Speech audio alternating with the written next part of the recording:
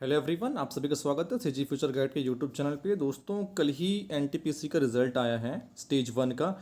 और आज फिर रेलवे की मिनिस्ट्री की तरफ से एक और नोटिफिकेशन आया है, या तो फिर बोल सकते हैं क्लैरिफिकेशन आया है regarding the NTPC CBT 1 result.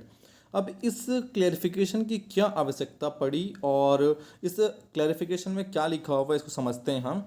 जैसे कि इसमें लिखा हुआ है कि फर्स्ट पैसेज में कि ये जो नोटिस निकला था 1/2019, जिसका जो रिज़ल्ट डिक्लेयर किया गया 14/1/2022 को, जो ये एनटीपीसी का एग्ज़ाम हुआ था। सेकंड पैसेज में लिखा हुआ है कि जो ओरिजिनल जो आपका नोटिफिकेशन था, जो कि CEN01/2019, जो कि 28/2/2019 में पब्लिश्ड हुआ था, उसमें सारे जो नॉर्म्स थे, सारे जो रूल्स एंड रेगुलेशन थे, वो क्लियर लिखे हुए हैं।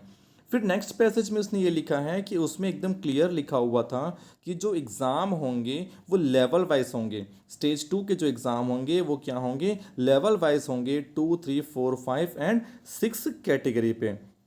अब उसमें ये भी बोल रहे हैं कि जो 13 कैटेगरीज के जो अब इसको भी अंदर बांटा गया, तो टोटल कितने हैं, 13 कैटेगरीज है। 13 कैटेगरीज को कितने टोटल 5 लेवल में बांटा गया है। ठीक है। अब और आगे ये लिखा हुआ है कि अगेन फिर यही बोल रहा है बार बार ये कि क्लियर एकदम मेंशन था ओरिजिनल नोटिफिकेशन में। पैराग्राफ 13.2 पे आप ओरिजिनल नोटिफिकेशन यदि आप देखते हैं तो उसमें यही चीज़ें लिखी हुई थी कि जो स्टेज 1 होगा वो कॉमन टू ऑल होगा, स्टेज 2 होगा वो level wise separate separate exam होंगे।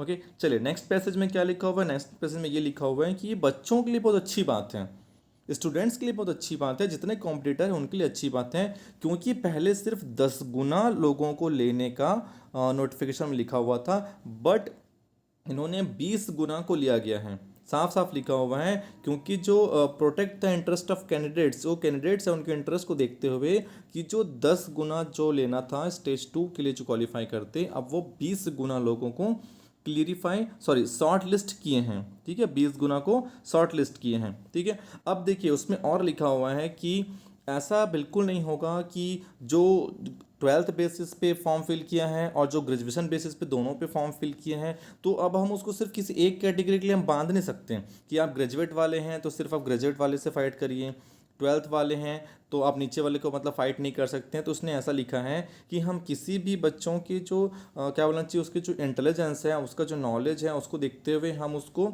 मना नहीं कर सकते हैं कि आप सिर्फ एक ही कैटेगरी के लिए आप क्वालिफाई करेंगे। तो इसने ये लिखा हुआ है कि ये सभी के लिए ओपन है, और ऐसा बिल्कुल भी नहीं है कि हम किसी बच्चे को मौका नहीं देना चाहते, हम सभी बच्चों को मौका देंगे। और एकदम क्लियर था कि जैसा कि नोटिफिकेशन में आया था, मेन नोटिफिकेशन में, कि सेकेंड पेपर जो होगा वो लेवल वाइज होगा। अब आपको यदि आपका रोल नंबर यदि पाँचों लेवल पे आया है तो आप 5 एग्ज़ाम देंगे, 4 में आया है तो 4 एग्ज़ाम देंगे, 3 में है तो 3, 2 में है तो 2 और 1 में है तो 1।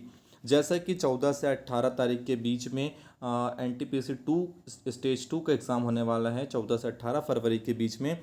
यदि आप पाँचों लेवल के लिए क्वालिफाई करेंगे तो आप 5 अलग अलग एग्ज़ाम देंगे, और उसके बाद जो आपका फाइनल पोस्टिंग होगा वो किसी एक के लिए आपको सेलेक्ट करना होगा, ऐसा लास्ट में लिखा हुआ है।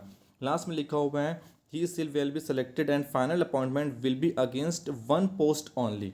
आपको फाइनली आपको बताना होगा कि आप कौन से एक पोस्ट के लिए आप जाएंगे। ओके, तो ये था कंप्लीट क्लेरिफिकेशन जो आरआरबी की तरफ से जारी किया गया है आज।